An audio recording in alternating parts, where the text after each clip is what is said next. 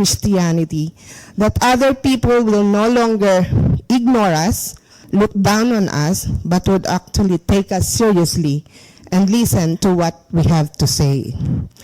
In so doing, we should avoid the other extreme naman. May the other half, which is mediocrity. Tama ba? Okay. Medyo okay lang, mediocrity. So, dito sa area ng mediocrity, maraming sightings dito ng mga Kristiyano. Parang UFO lang ang sightings.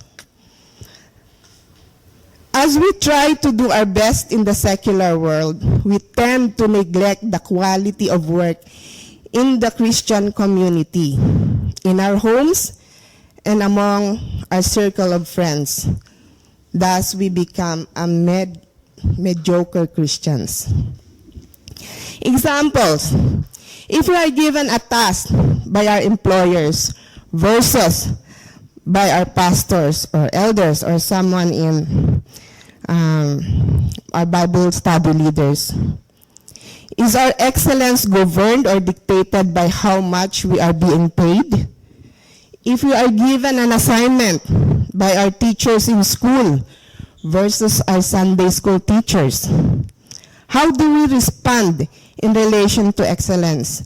Is the quality of our assignment the same? Or we say this line, gagradean ako dito, nakasalalay dito ang grade ko, kailangan maganda. Pero pag assignment sa Sunday school, we used to say, I'll do it early in the morning. Or I'll do it before going to church. Dali lang yan. Okay lang yan. Sandali lang yan. Wala namang grade yan . Do we oftentimes have that mentality? Or if we are given a project by our club president versus our mothers, how is the effort towards excellence? Is there a difference? Or we view it this way? I need to do this right. Ano na lang ang sasabihin ng iba? Or pagdating sa nanay, yes ma'am, I'll do it. Tapos, I'll do it later. Tapos hanggang sa yung later, wala na. So pag naalala, bigla mo na lang gawin. Tapos. Basta matapos lang.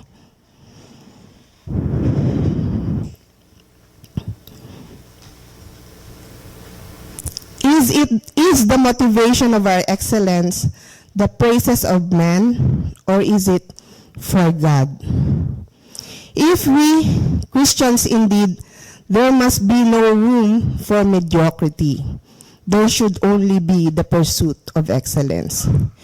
Christianity must not be just our anthem of faith, but must be a lifestyle. Meaning Christianity must be a part of our lives. Our lifestyle, it is our way of life. It is not something that can be separated from us, like an adornment or clothes that we can just take it off, or we can just put in or take it off anytime we want to, or only during Sundays or special occasions. Like we sometimes hear, may mga statements tayong naririnig ganito, huhubarin ko muna ang pagiging Kristiyano ko. Diba? Sometimes, pag may galit na, tapos hindi na makapagtimpi, sasabihin niya, huhubarin ko muna ang pagiging Kristiyano ko. Tapos, gagawin na yung hindi dapat. Is really Christianity that, yung kaya mong hubarin?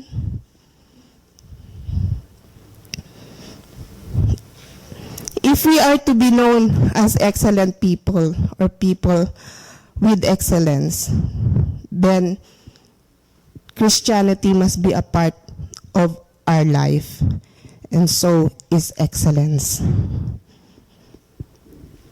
Assistant, Next. So,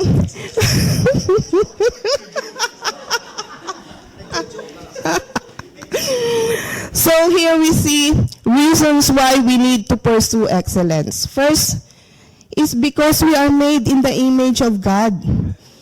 Diba? Dala natin yung wangis ng Diyos. Dala natin yung kanyang reputation, yung pangalan niya.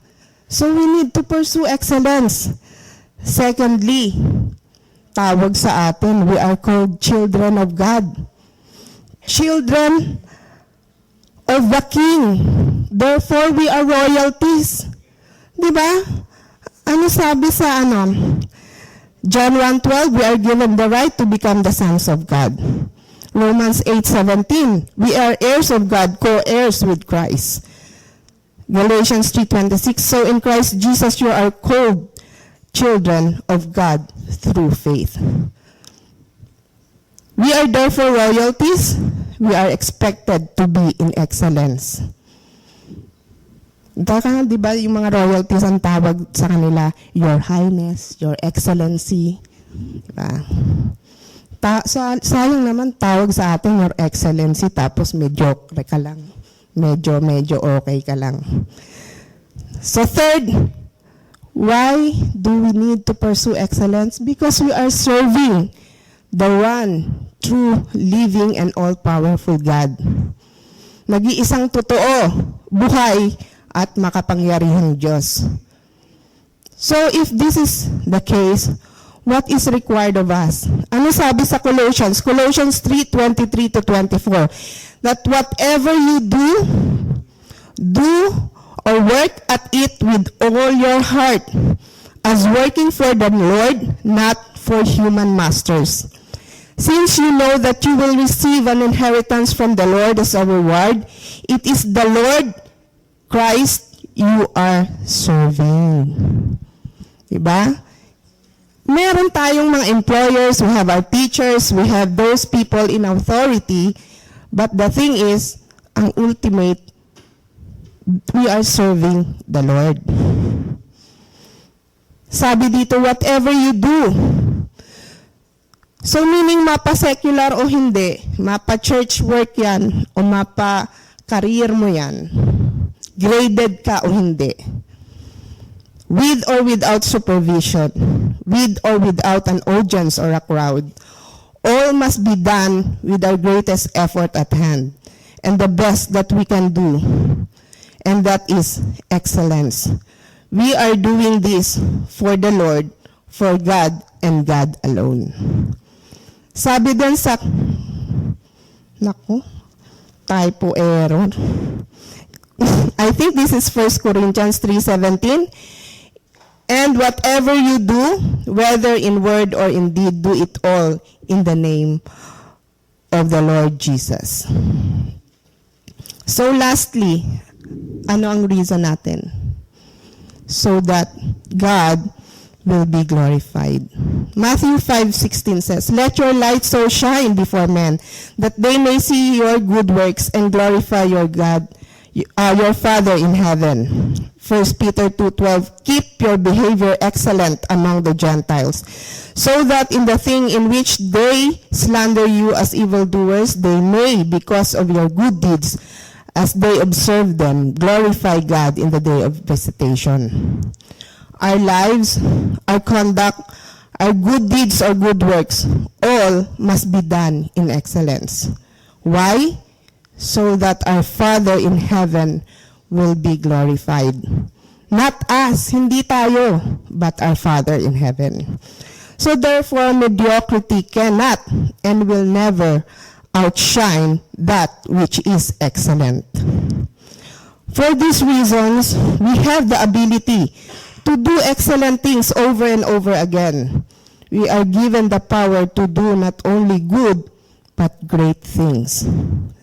Sabi nga, di ba, Philippians 4:13, I can do all things through Christ who strengthens me. If that is the case, ang tanong ko ngayon, what is your excuse why we cannot live a life of excellence?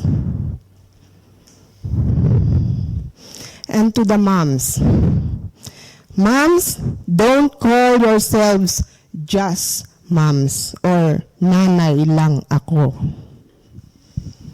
This 4-letter word na just or lang, 4 lang yan. Pareho pang 4-letter word, no? Whether in English or in Tagalog.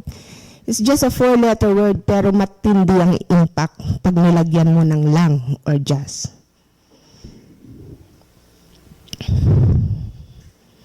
It will set our motivation, our quality of life, and our perspective as well. We, as godly mothers, should be excellent moms. Godly mothers who pursue excellence. Therefore, we must do our work, our responsibilities, our duties, our obligations, and our calling to the best of our ability. Meaning, we have to do it with excellence. Whether we are a full-time mom, a working mom, or a single mom,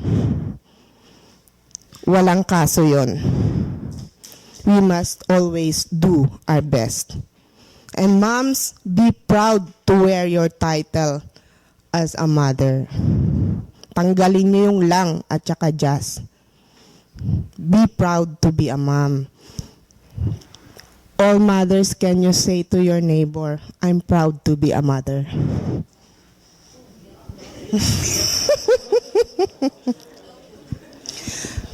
So first is live a life of excellence. Next is live a life of wisdom. So meron na naman tayong definition of terms. So wisdom, says there, is the ability to make consistently correct judgment and good decisions in life. Knowledge is having clarity of the accumulated data, information, fact, truth, or principles. Understanding is the mental process associated with comprehension, perception, or personal interpretation of the data, information, fact, truths, or principles collected. Okay. So I hope maliwanag. It's just as simple as this. Knowledge is knowing that a tomato is a fruit. Wisdom is not putting the tomato in the fruit salad. Nakakita na ba kayo ng tomato sa fruit salad? Pag meron, walang wisdom yun. Knowledge lang meron siya. Every day, we are faced with tons of decisions. From the time we wake up in the morning until the time we go to sleep. Decisions like, will I get out of bed? Or will I stay 30 minutes more? Will I go to school or not? What shall I cook for breakfast? What shall I wear today? Will I bring a packed lunch or I'll just buy in the cafeteria? Will I join this club or not? Will I attend our practice or not? So marami, we have a lot of decisions to make.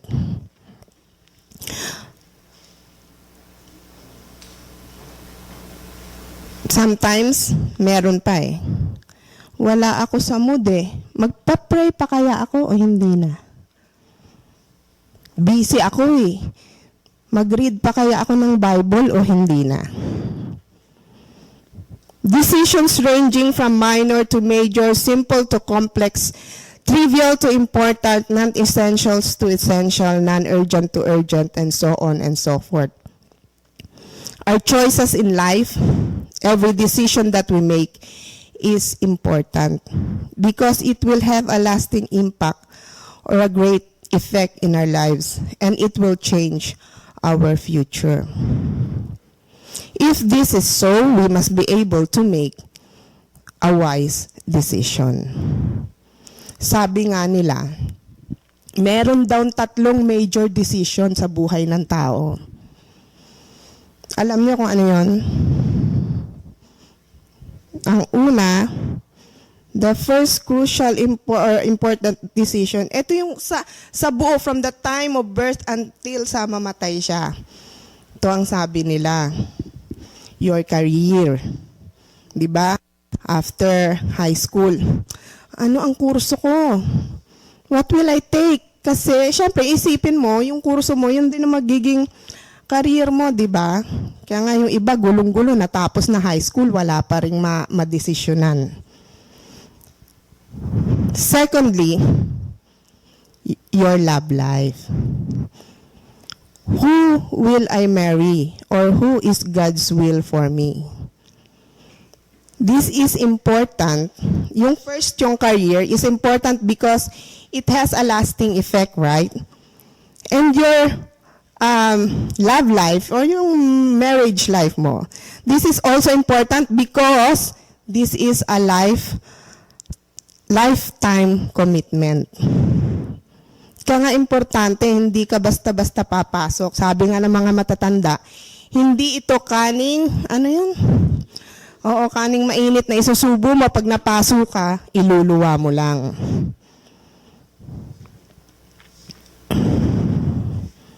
Sabi nga ang pag-aasawa, ganito. The first few years, asawa. Siyempre, lovey-lovey.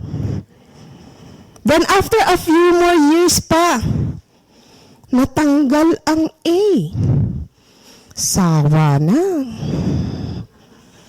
Then you add another few more years.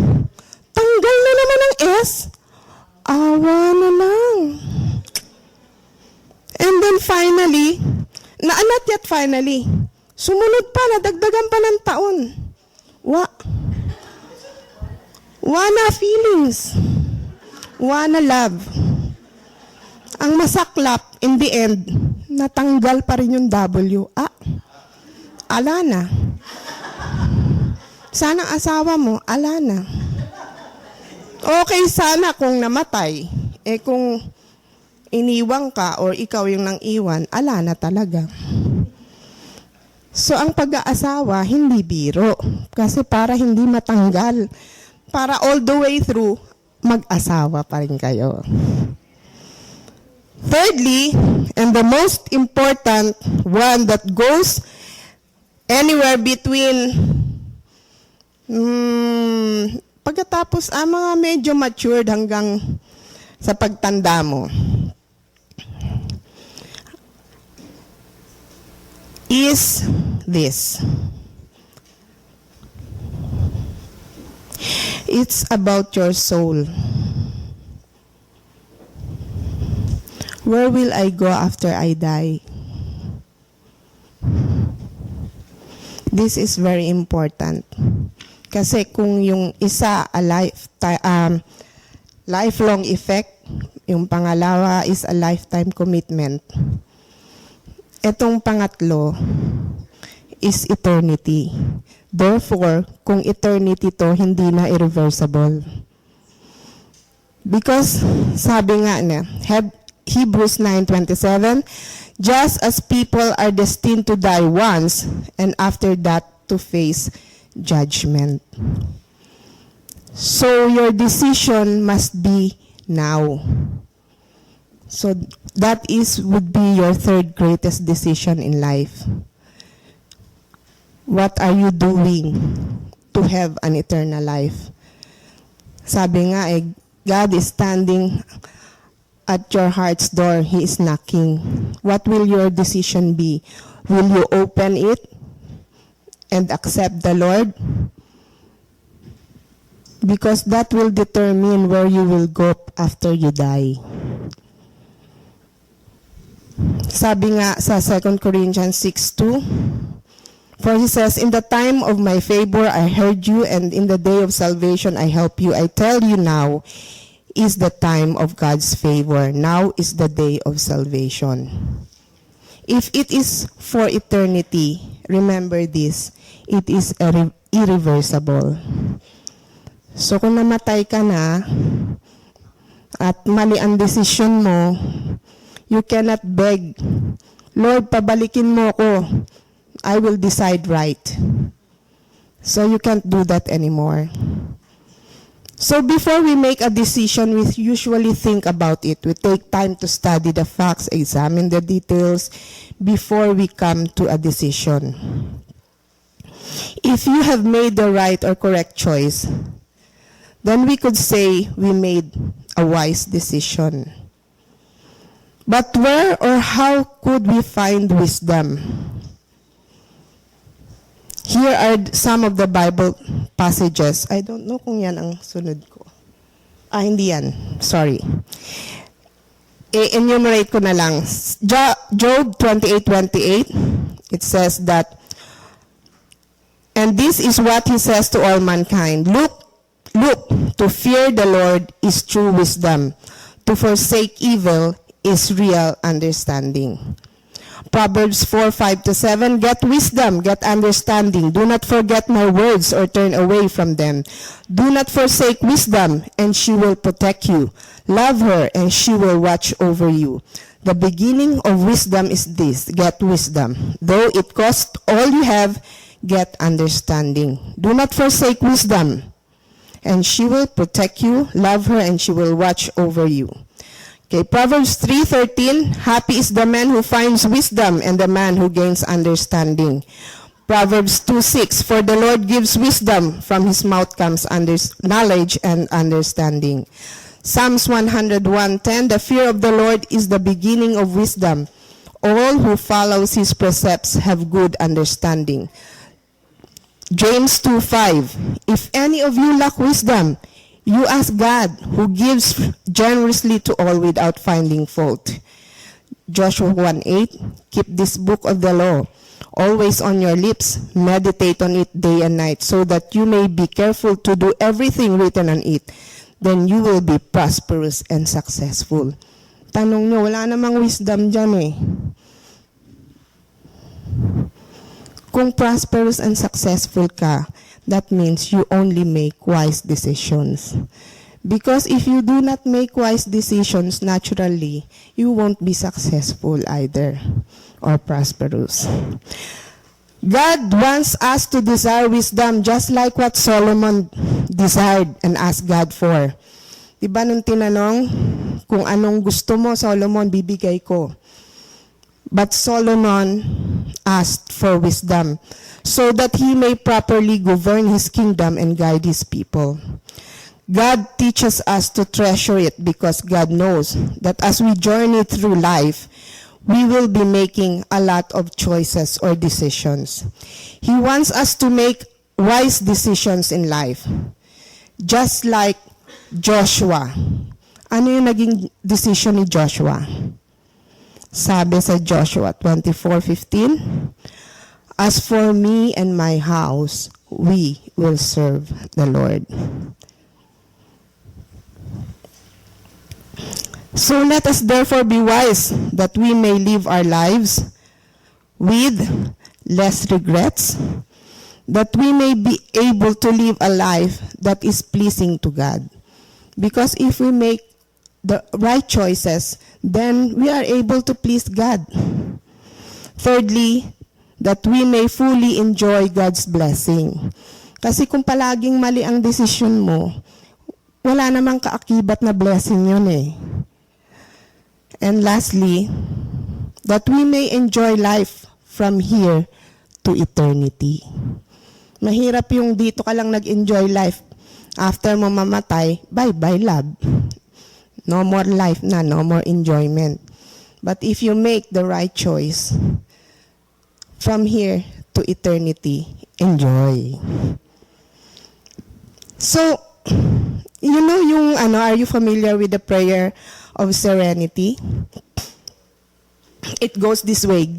God grant me the serenity to accept the things I cannot change. Diba?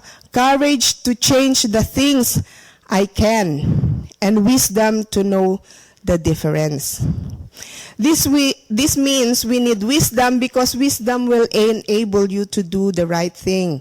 It will help you discern the things that are within and beyond your control. The things beyond your control are the things you cannot change.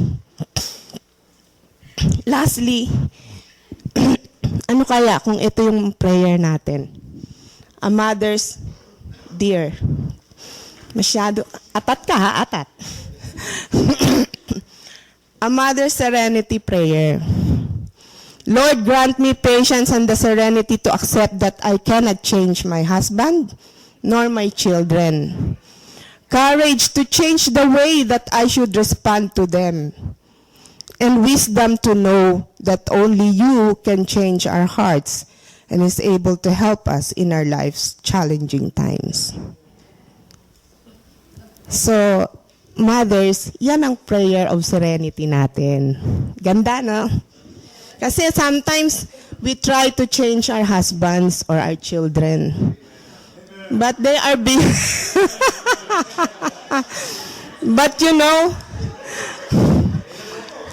they are beyond our control. If you are wise enough, don't change them. Sumbong mo sila sa Panginoon.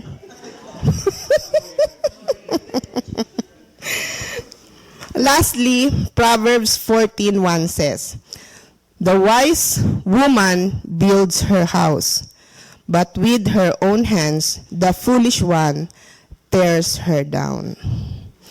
Homes are made by the wisdom of women, but are destroyed by her foolishness. Mothers, let us be true to our calling. If we consider ourselves godly mothers, we therefore owe to be wise in all our dealings. In this passage, it shows us where our priority lies. Regardless if you are a working mom or not, even if we are living in this modern age and the changing world, the Bible clearly states that our home must be our first priority. We must build our house and manage our home wisely. That includes our family finances, raising our children, taking care of our husbands, and on top of that, doing faithfully our household chores. So, I hope this would be an encouraging to both parties as well. So thirdly, live a life of thanksgiving. So we have another one, definition terms. Thanksgiving, ano ba to? Is the act of giving thanks, a public celebration of grateful acknowledgement of blessings, kindness, benefits, or divine favor, which is especially directed to God. Gratitude, in the other hand, is simply a quality of feeling warm and deep appreciation of kindness, favor, or benefits received.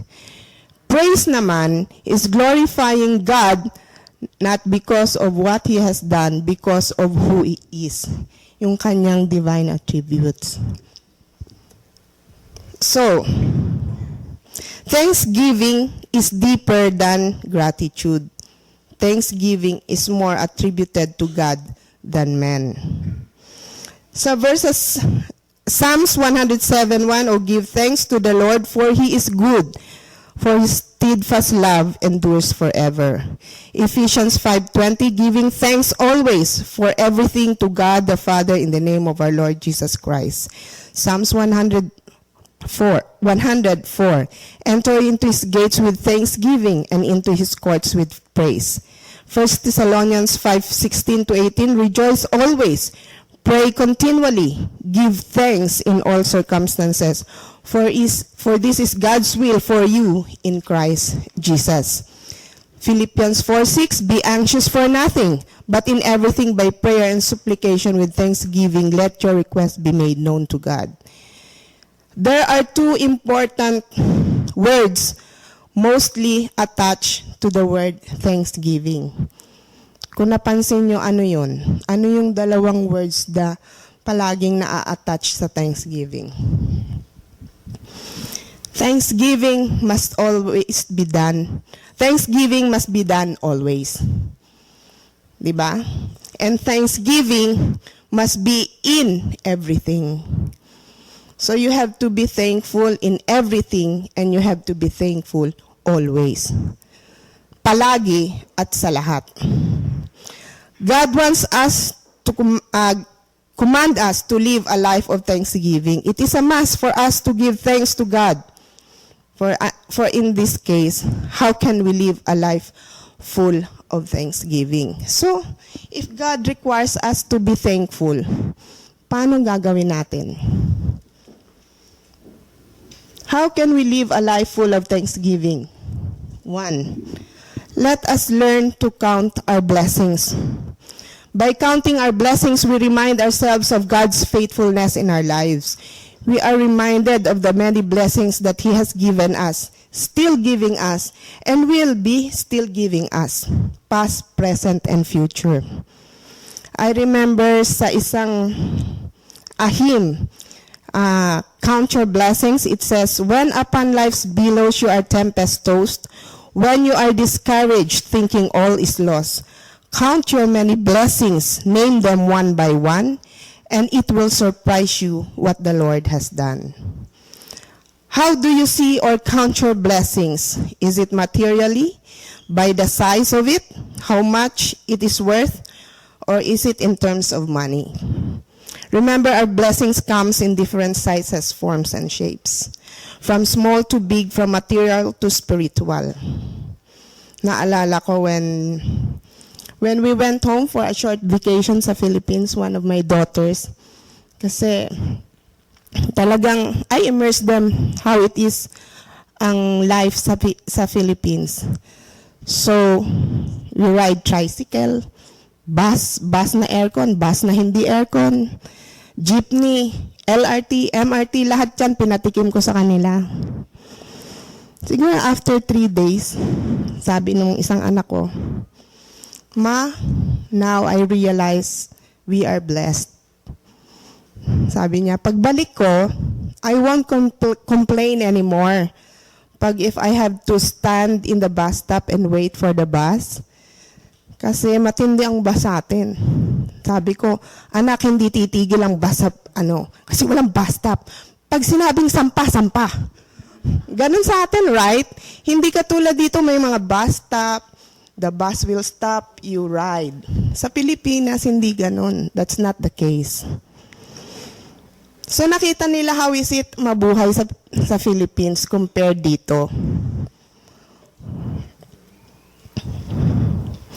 Try looking at your blessings in a different perspective through a telescope and see the vastness of His blessings upon your life. Then you would learn to be more thankful. Second, let us be a blessing to others.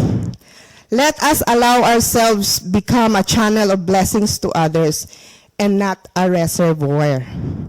God did not bless us in order to contain His blessings among ourselves. It is meant to be shared. Let us not be hoarders, but good stewards of God's blessings. Let us allow God to use us and our resources to bless others. The Bible says in Acts 20:35, it is more blessed to give than to receive. Because as you learn to give, the blessing continues to flow upon you. Cycle yan eh. Unlike if you are only a recipient, yung tagatanggap ka lang ng blessing, the flow of blessing stops. It becomes a dead end. The more we become aware of God's faithfulness in our lives, the more thankful we become, the more we become also a giver. We are able to give, and we give it cheerfully. Third, let us remind ourselves of the many promises that God has given us. Alam nyo ba how many promises are there in the Bible? Anyone? Guess? 100? According sa there are approximately, okay, others say 7,000, to be safe, sabi ng iba, just approximately more than 3,005. So kung approximately more than, pwedeng 7,000, right? Imagine, 7,000. Sabihin mo na lang, gawin mo na lang 5,000 promises. How many promises of God do you know? Is it 1 little, 2 little, 3 fingers lang tayo hanggang 10? There are, ang dami, thousands, hindi hundreds, thousands. And they are not just empty promises. Hindi ito yung katulad ng susungkitin ko ang langit, ang buwan, ang tala. Hindi ka pa nga nakasakay sa eroplano, manunungkit ka ng tala. Those are empty promises, right? But God's promises aren't empty. If God says it's so, we are rest assured that they are true and that He will do it. What are some of these promises? Sabi niya, di ba? He will never leave you nor forsake you. If we confess our sins, He is faithful and just to forgive us. Seek ye first the kingdom of God, and all these things will be added unto you. Call upon me, and I will answer thee. I can do all things through Christ. My grace is enough. Nothing can separate us from the love of God. John 3:16. Ano ang John 3:16? Baka John 3:16, di nyo pa alam. Ha? Okay, nasaan dyan ang promise? Sa John 3:16. Oh, galing-galing. Whosoever believes in Him should not perish but have everlasting life. These are just to name a few of the many promises God has given us from Genesis to Revelation. The question is, do you know any of God's promises? Aren't you glad that our God is able and is able to deliver, able to do the impossible, and able to fulfill His promise?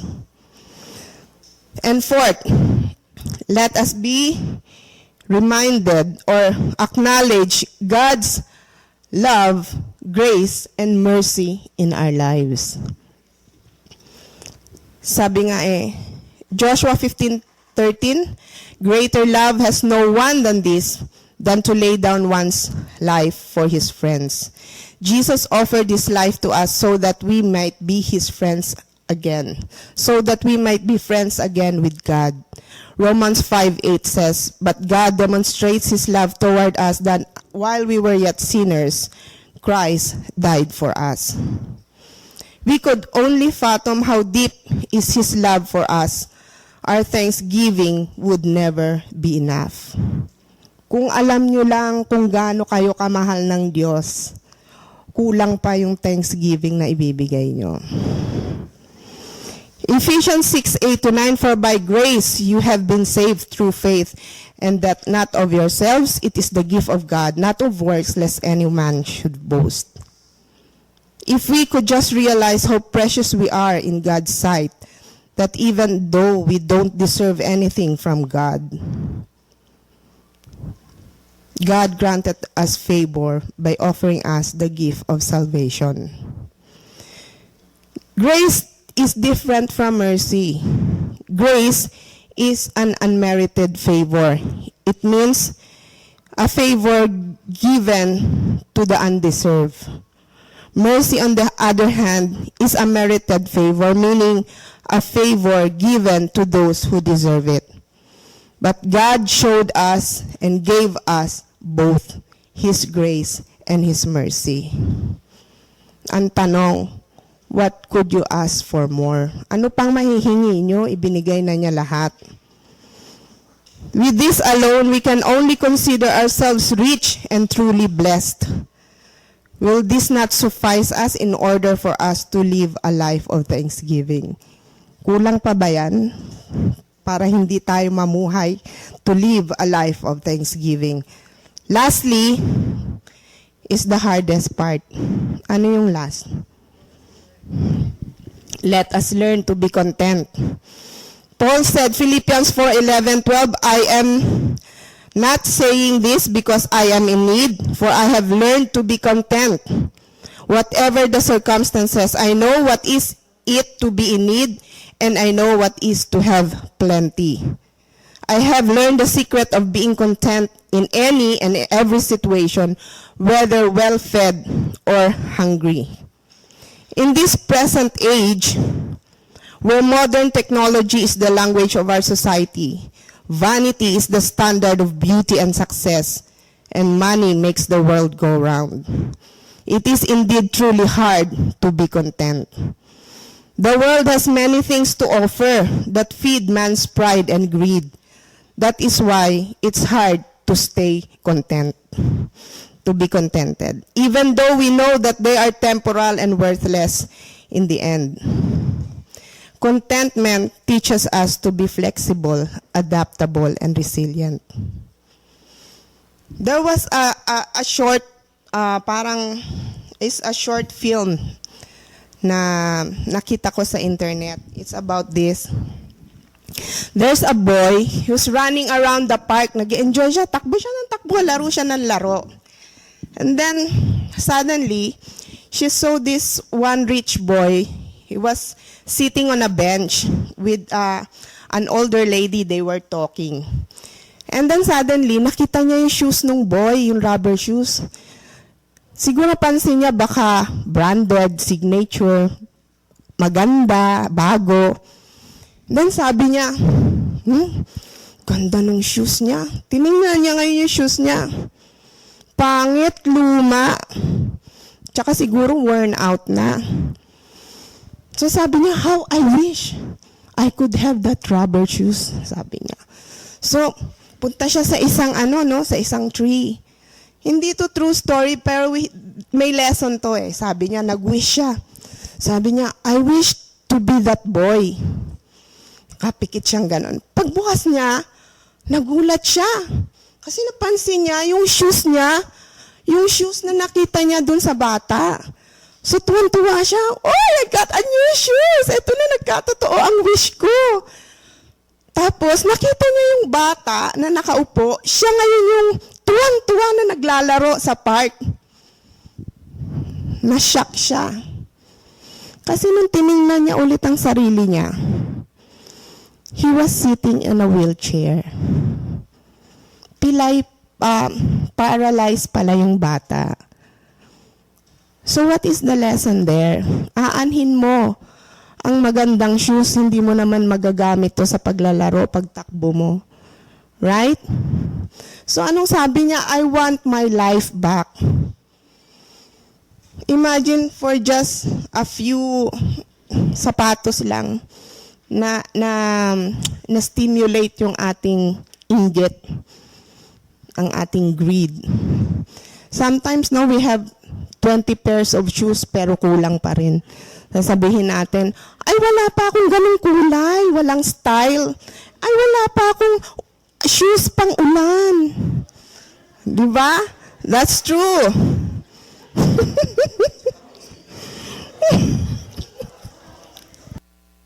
Ano pa? Minsan, TV. Yan, mahilig tayo dyan. Bili tayo ng colored TV. Lumabas ang flat screen. So, upgrade din tayo. Bili din tayo ng flat screen. Nag-upgrade din tayo ng size. Ginawa natin ang mga 50 inches. Okay. Lumabas ang HD na TV. Wow! HD! Bili rin ako ng HD na TV. Bukod sa yung size, mas marami ngayon ang binili ko. Diba? Bumili ako para sa kusina, sa sala, sa kwarto, sa garahe. Daming TV. Baga na lang yung walang TV. Baga na lang yan, walang TV.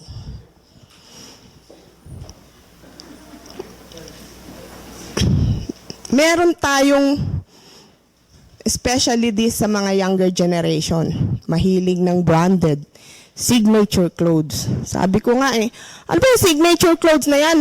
Nakapirma ba yung designer dyan? Kaya tinawag signature clothes. Gusto mga branded, yung may pangalan with name. Sa superstore, merong no name, di ba?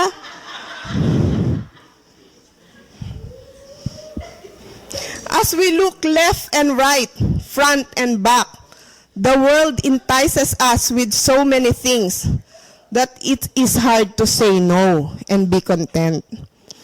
Sabi nga sa isang, listen to this, may nag-quote, sabi, we buy things we don't need, with the money we don't have, just to impress people we don't like. True or not? But what does the Bible says about contentment? Hebrews 13:5.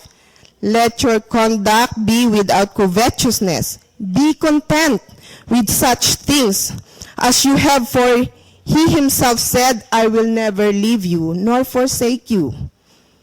Sabi nga sa other translation, keep your lives free from the love of money. 1 Timothy 6:6-8. Now there is great gain in godliness with contentment.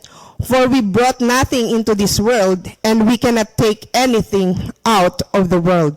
But we have food and clothing. With this, we will be content. Sabi nga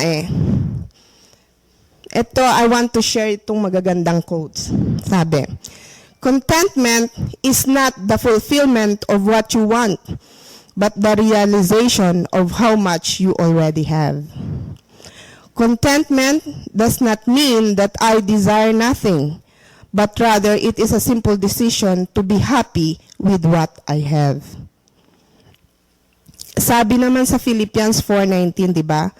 And God will supply all your needs according to His riches in glory in Christ Jesus. So when God says, I will supply all your needs, hindi sinabing, I will supply some of your needs. Ang tanong ko ulit, what is there to worry?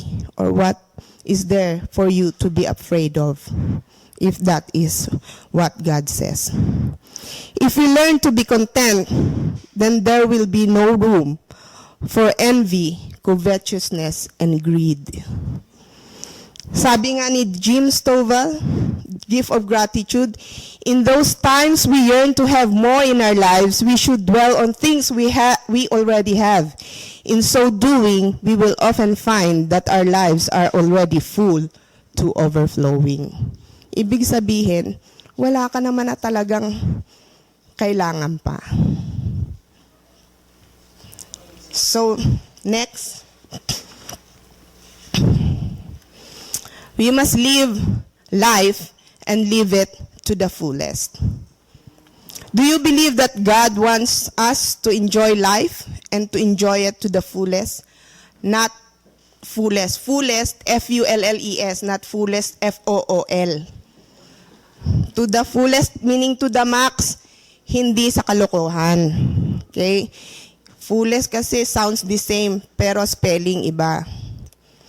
God is not a mean God that He wants us to live our lives in constant sorrow, pain, and suffering. Yes, there will be pain and sorrows and sufferings in our lives. It is a part of life. It is a part of learning and discipline. But this will not define or will be our structure on how we will live our lives. So, meron lang akong mga practical tips on how to live our lives to the fullest. Laugh more often. Sorry ha. Sa American English is often. Yung silent T. Sa Canadian is often. Okay. Sa Tagalog, open. Open times. Okay. So, yeah. Magandang tumawa. They said, laughter is the best medicine. Sabi sa Proverbs 17:22, a merry, or other translation, cheerful, joyful heart does like medicine, but a broken spirit dries the bones. But, interestingly, there have been studies that shows that a good and genuine laughter, kasi may laughter na fake. Hindi naman totoo. Kaya nga, ang sinasabi natin, genuine. Tutots. Okay? That a good and genuine laughter has some exciting benefits. Number 1, laughter causes the release of endorphins. Ano yung endorphins? It's not a dolphin. Endorphins. Okay. Ang endorphins, these are hormone-like chemicals that are naturally produced inside our bodies. It is a sort of a natural painkillers because once these natural chemicals in our bodies are released, they relieve pain and create a sense of well-being. It is a morphine-like substance inside our body. So it releases endorphins. Laughter can raise your energy level and relieves tensions and stress. Laughter can help increase the production and release of antibodies to boost your immune system. Laughter causes you to inhale more oxygen, which in turn will stimulate your heart and blood circulation. Sabi nga, di ba? Don't worry, be happy. So, laugh more or laugh often. Second, take a rest. Sabi nga, di ba, Genesis 2:2, by the seventh day, God has finished the work He had been doing. So on the seventh day, He rested from all His work. Then God blessed the seventh day and made it holy, because on it He rested from all the work of creating that He hath done. After spending 6 days of work and all other things, God wants you to take time to rest. Sleeping is a form of rest, but God does not want you to spend all day sleeping. In fact, there are studies that show that it is not even good for the body if you oversleep. Because there is a regulated amount of sleep that will be beneficial to your body. When you are at rest, your mind and body is relaxed. This is the best time for you to pray and meditate on God's Word. Kasi when your body is at rest, you can focus more and concentrate well. What is the best thing you could ever do when you are resting? It is to spend time with God and commune with Him. Sometimes, with all the busyness in life, we oftentimes do not hear His still small voice speaking into our hearts. That's why God said, "Be still and know that I am God." It is God's way of telling us, stop, rest, and listen.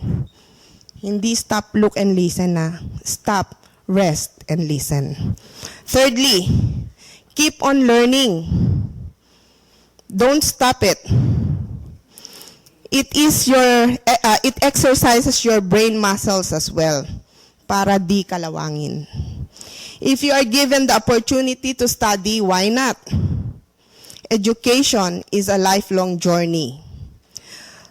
Don't say na matanda ka na, kalabaw lang ang tumatanda. Study your Bible more. Learn apologetics. It will do you good. Sabi nga nila, kaya daw nabobobo ang isang tao, hindi dahil bobo siya. It's because he decided to stop learning. When you stop learning, you start to pity yourself. Nagkakaroon ka ng pity party sa mind mo. And pag may pity party, it starts robbing yourself of living life to the fullest. Next, find a hobby and pursue it. Hobby, H-O-B-B-Y, hindi H-U-B-B-Y. Pero kung wala ka pang asawa at gusto mong mag-asawa, then go. Push mo lang. Find a hobby. Pero ito, find a hobby and pursue it. Find Bobby, I already find my Bobby. Hobby means it is an activity or interest pursued for pleasure or relaxation and not as a main occupation. Next, try to travel, especially to places where nature abounds. Travel lang pag may time, sabi nila. The difference is sometimes when we travel, hindi nature ang pinupuntahan natin mall. So pupunta ka ng ganitong lugar, pupunta ka sa mall. Kaya nga, ang advice ko, when you travel, maganda dun sa nature or nature abounds. Bakit? Bukod sa walang gastos doon, ha? Kasi sa mall, the problem is, sa mall, we only see man's handiworks. Sa nature, we see God's handiworks. We are able to appreciate our God, our wonderful, great, and marvelous God. Makikita natin yung kagandahan ng nature, hindi yung kagandahan ng mall. Kaya nga, when you try to travel, try to pick places where nature abounds. Mas enjoy ka pa. Kasi pag galing ka sa mall, instead na refresh ka, minsan, paglabas mo, mas pagod ka pa nga at saka mas stress. Bakit? Pag uwi mo, minsan, nakita ko yung isang magandang dress, hindi ako makatulog hanggat hindi ko mabay yun. Di stress ka, hindi ka na-refresh. Next, choose to love and forgive.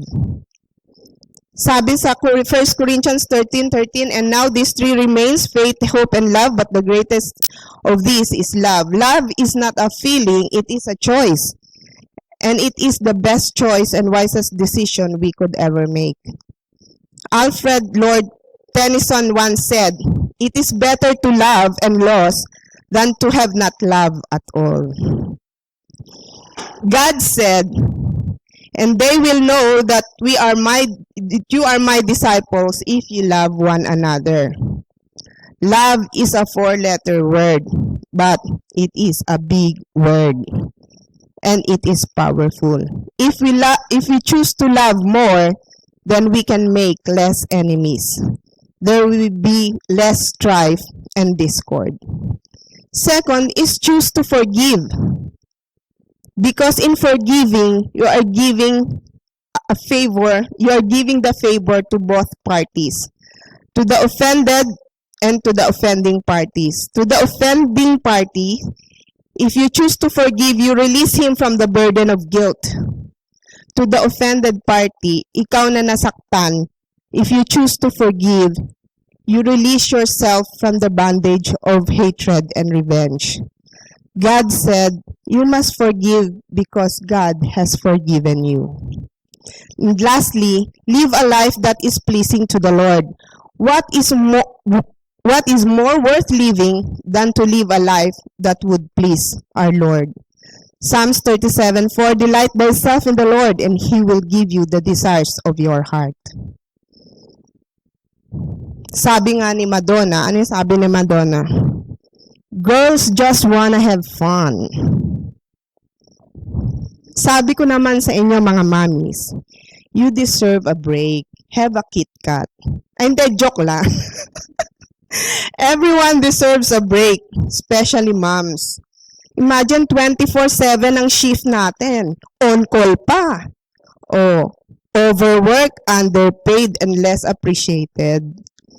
Mothers, I encourage you to live your life to the fullest. And last but not the least, sabi nung iba, yay! Tatapos na! Live your life pursuing God's God-given destiny, your God-given destiny. It only means living your life according to His purpose and will. What is God's purpose in your life? Have you already discovered it yet? If not, then pursue the destiny that God has prepared for you. Seek His will and live according to it. God's general will for mankind is found in the Bible. But God has a specific and unique destiny for each and every one of us. It is up to us to find it out.